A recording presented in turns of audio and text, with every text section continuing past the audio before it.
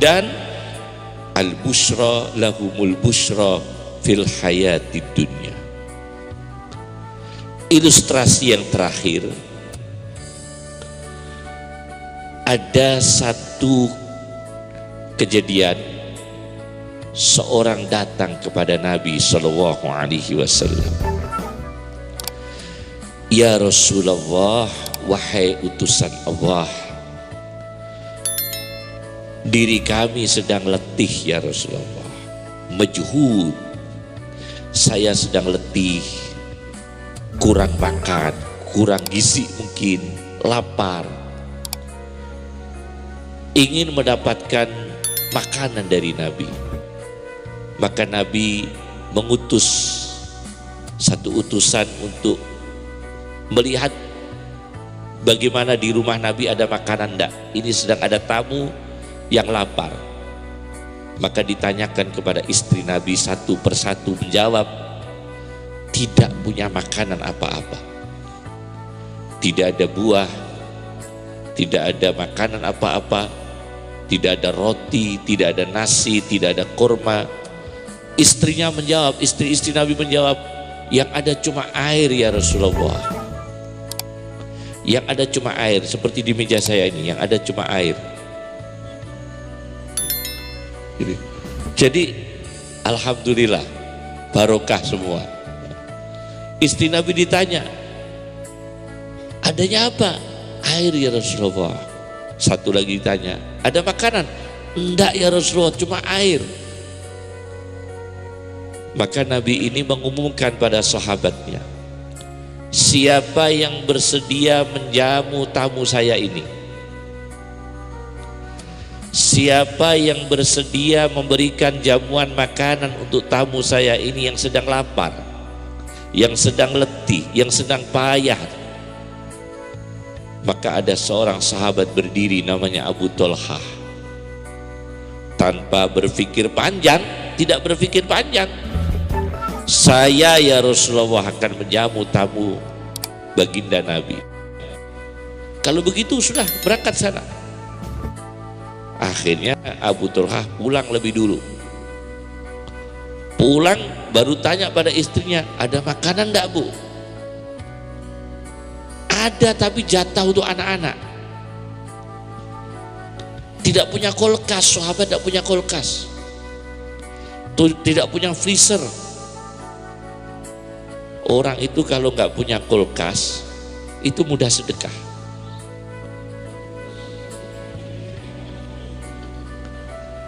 Ya kan? Ada buah mangga cepet-cepet dikasihkan tetangganya, ada buah pepaya cepet-cepet dikasihkan tetangganya, ada roti cepet-cepet dikasihkan tetangganya. Begitu punya kulkas, 18 hari di dalam kulkas.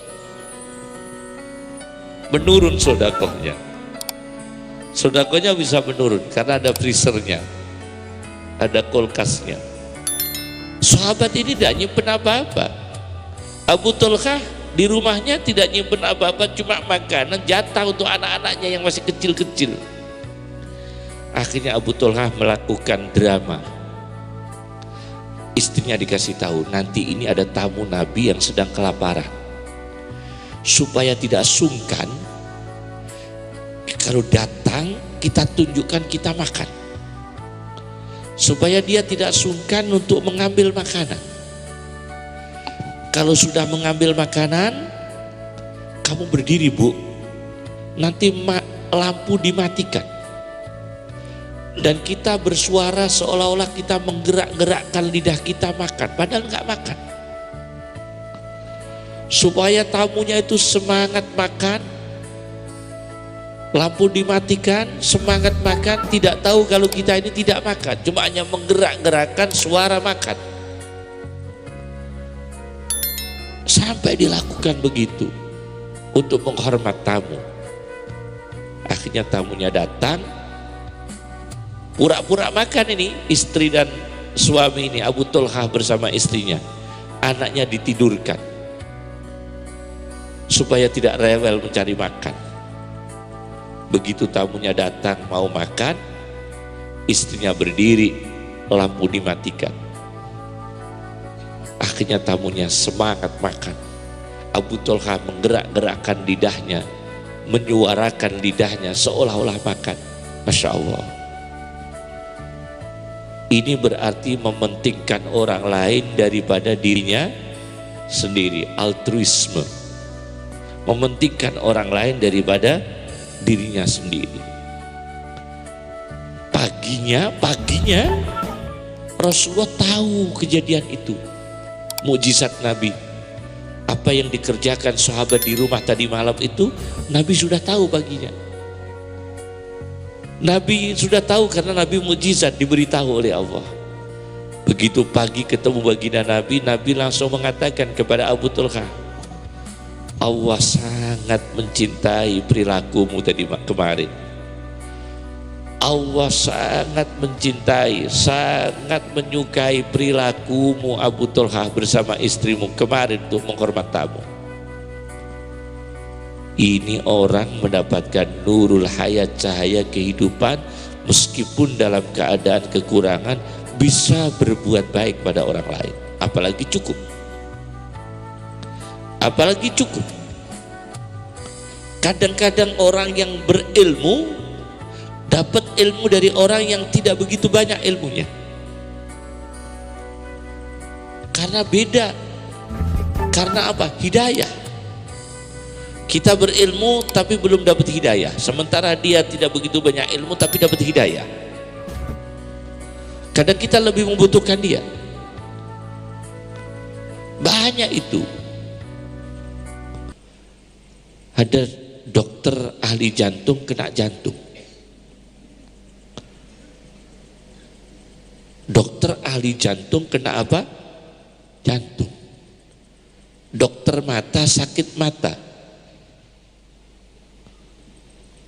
Banyak lagi para ustadz itu bisa minterkan orang lain, tapi menyuruh anaknya sendiri untuk mengaji di madrasah itu berat.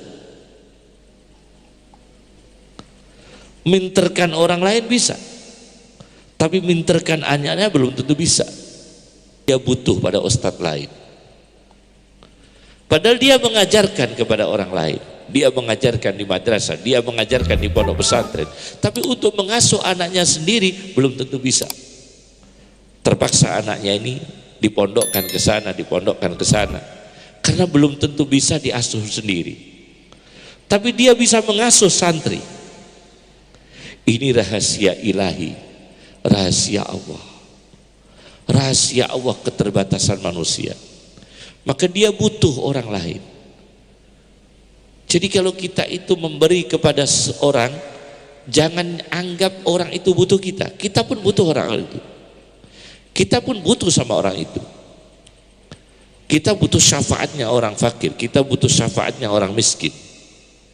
Kita butuh doanya orang yang tidak begitu banyak ilmu, tapi dia hatinya bersih. Hatinya bersih. Itu namanya nurul hayat, dan lahumul busyra fil hayatid dunya.